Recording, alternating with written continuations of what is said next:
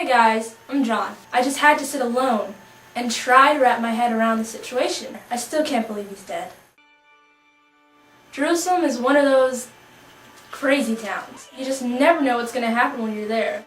Jesus suddenly turned around and said, "Go to the village, get the donkey, and if anyone asks, 'Why are you doing this?' you tell them the Lord needs it." He stole my donkey! Yeah, but you did say it was okay. Why did I say okay? It was Jesus. He said you'd give us the donkey. We have to tell them what happened after all that. It was really amazing. People started shouting and tearing off branches. At first, I thought there was going to be a riot, but no. As I listened, I heard them shouting, "Hosanna! Hosanna in the highest!" And did you see the Pharisees? They looked like they were about to start a riot themselves up on that roof. It's okay, man. We all miss him. He was a great person. But here's the thing. I kind of had the feeling that maybe he was more than just a person. What do you mean? You know how we've been searching for a Messiah? Well, there was a time that I thought Jesus might have been him.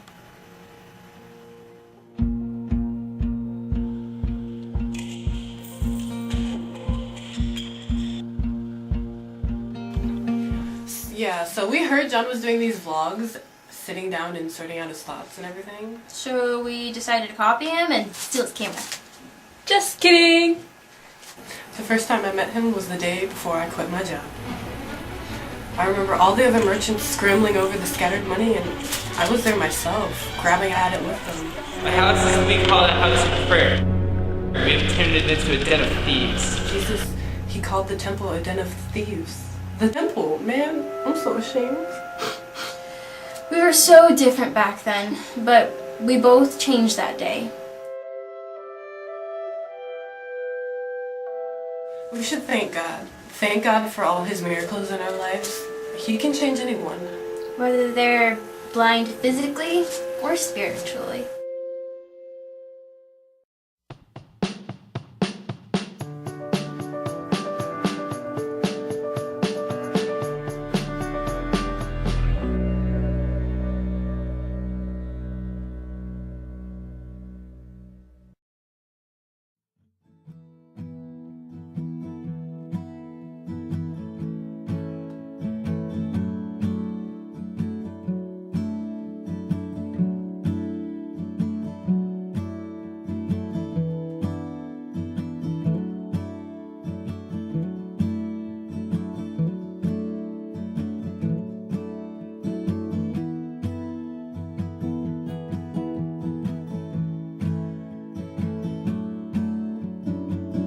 What is the greatest commandment?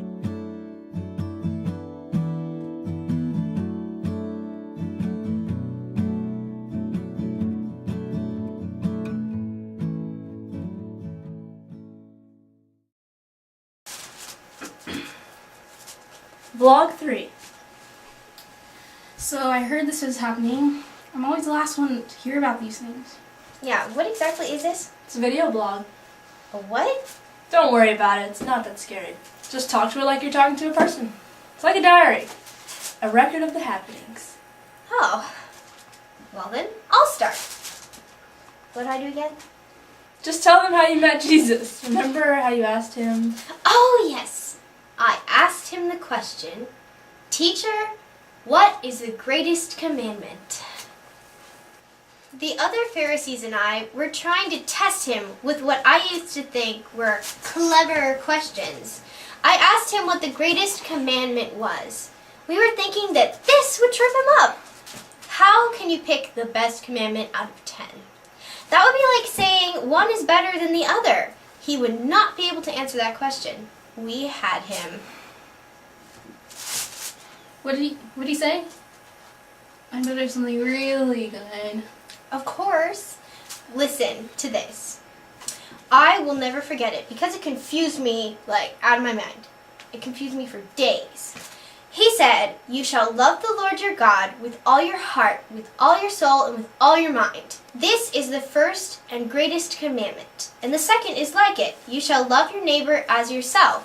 On these 2 commandments hang all the law and the prophets." I don't remember that commandment.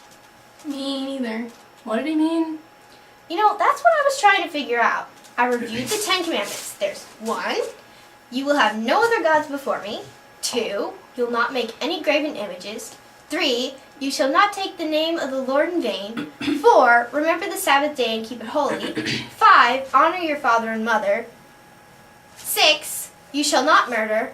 7, you shall not commit adultery. 8, you shall not steal. 9, you shall not bear false witness. And 10, you shall not covet. I don't remember the ones Jesus mentioned in those original 10. See, I didn't either. I wanted to learn more, so I finally decided to go and ask him what he meant. He told me that the 10 Commandments would be summed up easily in 2 parts. Love God and care for others. Ah, I see it now. Yep, I've been following him ever since. What about you, James? John already knows how I met Jesus. He was there. He's not usually like this. Wait, James!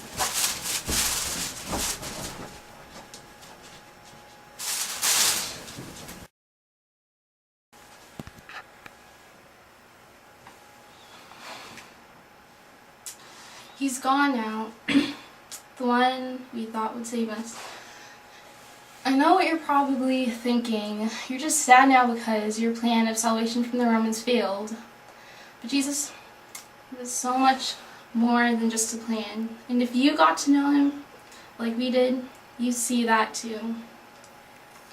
Sure, some of us followed him because we thought he'd be the one to put an end to Roman rule finally, but basically he was my closest friend, and I never got a chance to tell him what difference he made in my life, though I don't think I made much of a difference in his.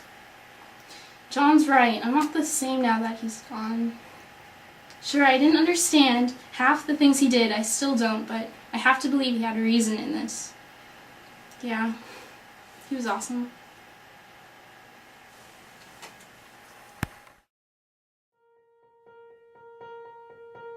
He taught us the right things to do, the right way to do things. But ask any one of us today, and we'll all tell you that we loved him for the sake of who he was while he was there with us.